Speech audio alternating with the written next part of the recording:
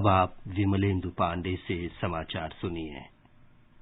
देश भर में 18 वर्ष से अधिक आयु वर्ग के लिए सरकारी केंद्रों में निःशुल्क कोविड टीकाकरण अभियान जारी है। युवाओं से आग्रह है कि टीका जरूर लगवाएं और अन्य लोगों को भी इसके लिए प्रोत्साहित करें। जब तक आवश्यक न हो घर से बाहर न निकलें और सुरक्षा के 3 सरल उपायों का पालन करें।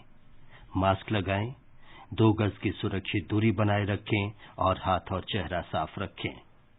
कोविड संबंधी जानकारी और मार्गदर्शन के लिए राष्ट्रीय हेल्पलाइन नंबर 011-2397-8046 और 1075 पर संपर्क करें। अब समाचार। प्रधानमंत्री नरेंद्र मोदी ने कल शाम संसद के दोनों सदनों के सभी दलों के नेताओं के साथ बातचीत की। इस बैठक का उद्देश्य सांसदों को भारत में कोविड की स्थिति और इससे निपटने के लिए सार्वजनिक स्वास्थ्य सुविधा प्रबंधों से अवगत कराना था। श्री मोदी ने कहा कि महामारी राजनीति का विषय नहीं है, ये पूरी मानवता के लिए चिंता की बात है। उन्होंने कहा कि मानव जाति ने पिछले 100 वर्षों में ऐसी भीषण महामारी का सामना नहीं किया। प्रधानमंत्री ने कारागारों सहित देश के प्रत्येक जिले में एक ऑक्सीजन संयंत्र सुनिश्चित करने के प्रयासों के बारे में बताया। प्रधानमंत्री ने सदन को देश में टीकाकरण की गति तेज करने के उपायों की भी जानकारी दी। पूर्व प्रधानमंत्री एचडी देवेगौड़ा ने कोविड के दौरान लगातार निगरानी और अथक प्रयासों के लिए प्रधानमंत्री नरेंद्र मोदी की सराहना की। सभी दलों के नेताओं ने भी महामारी पर नियंत्रण के प्रयासों के लिए प्रधानमंत्री को धन्यवाद दिया। स्वास्थ्य सचिव राजेश भूषण ने कोविड स्थिति के बारे में व्यापक प्रस्तुति दी। उन्होंने बताया कि इस समय देश के केवल 8 राज्यों में संक्रमित लोगों की संख्या 10,000 से अधिक है। इनमें अधिकांश संक्रमित महाराष्ट्र और केरल में हैं। प्रधानमंत्री नरेंद्र मोदी ने कल भारतीय जनता पार्टी के सांसदों से कहा कि वे देश में कोरोना वायरस की स्थिति के बारे में विपक्ष के भ्रामक प्रचार का डटकर मुकाबला करें। प्रधानमंत्री भाजपा संसदीय दल की बैठक में बोल रहे थे। संसदीय दल की बैठक के बाद संसदीय कार्य मंत्री प्रहलाद जोशी ने कहा कि प्रधानमंत्री ने विपक्ष के रवैये पर गहरी चिंता व्यक्त करते हुए कहा कि जनता से जुड़े मुद्दे उठाने के बजाय कांग्रेस ये समझ रही है कि सत्ता में बने रहना उसका अधिकार है। प्रधानमंत्री जी विपक्ष के जो स्टैंड है उसके बारे में बहुत चिंता व्यक्त की।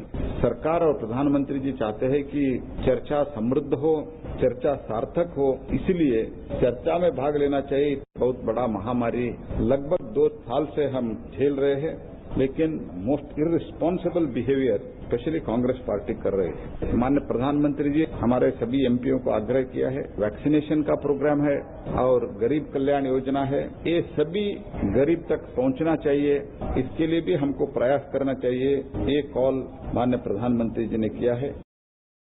राज्यसभा में कोविड महामारी के प्रबंधन, टीकाकरण नीति के कार्यान्वयन और संभावित तीसरी लहर की चुनौतियों पर चर्चा का जवाब देते हुए केंद्रीय स्वास्थ्य मंत्री मनसुख मांडविया ने कहा कि सरकार कोविड महामारी की चुनौतियों से निपटने के लिए पूरी जिम्मेदारी से काम कर रही है। सरकार का उद्देश्य लोगों की जिंदगी बचाना है।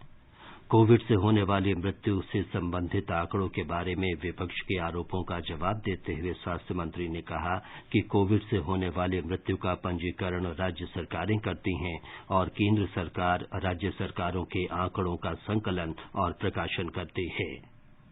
विपक्ष के नेताओं के साथ फ्लोर पर बातचीत करते हुए कहा था कि चर्चा सकारात्मक होनी चाहिए, चर्चा में कोई अच्छा सुझाव आए जैसे भविष्य में हम अगले दिनों की तैयारी भी कर सके और कुछ ऐसा निष्कर्ष निकले जिस पेंडेमिक में हमें उपयोगी हो।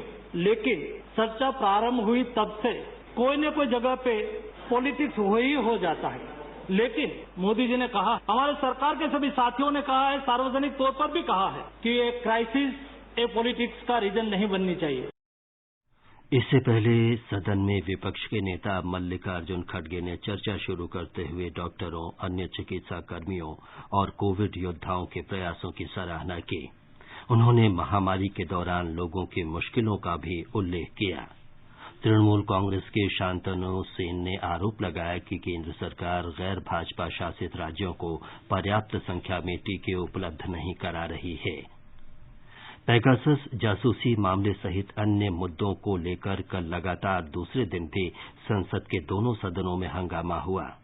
विपक्ष के गतिरोध के कारण लोकसभा की कार्रवाई बार बार बाधित हुई और आखिरकार दिन भर के लिए स्थगित कर दी गई। राज्यसभा की कार्रवाई भी बार बार बाधित होती रही। सरकार ने कहा है कि प्रधानमंत्री मुद्रा योजना के अंतर्गत अब तक 15,97,000 करोड़ रुपए की राशि के 30 करोड़ से अधिक ऋण स्वीकृत किए गए हैं।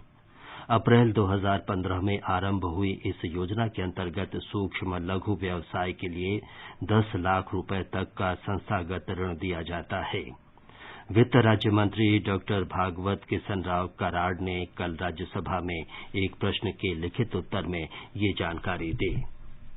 ये समाचार आकाशवाणी से प्रसारित किए जा रहे हैं।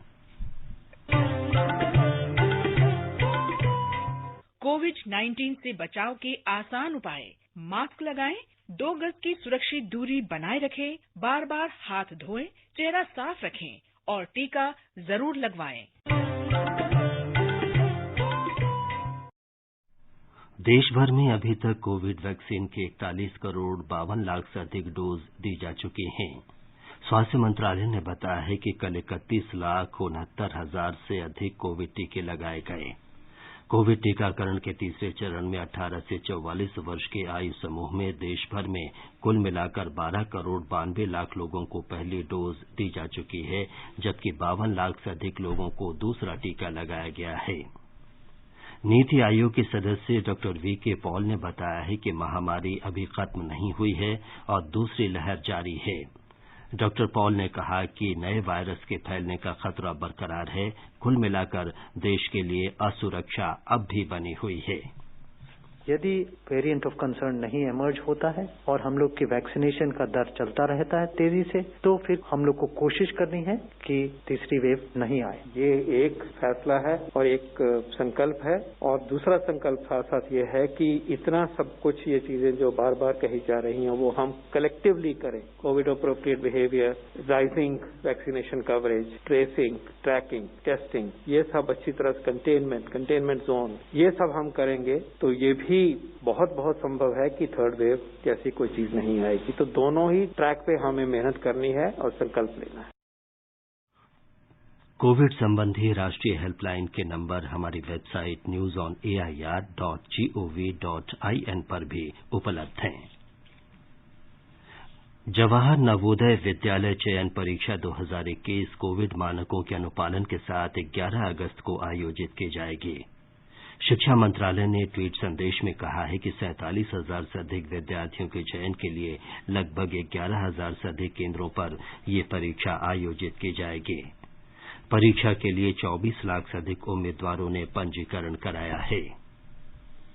केंद्रीय प्रत्यक्ष कर बोर्ड सीबीडीटी ने ऑनलाइन आयकर रिटर्न भरने के लिए फॉर्म 15CA और 15CB दाखिल करने की समय सीमा 15 जुलाई से बढ़ाकर 15 अगस्त कर दी है। करदाता ये आयकर रिटर्न फॉर्म मैनुअल तरीके से भी भर सकेंगे।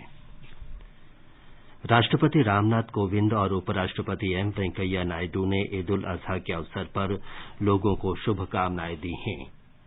श्री कोविंद ने कहा है कि ईद उल अजहा का त्योहार समाज में एकता और भाईचारे का संदेश देता है।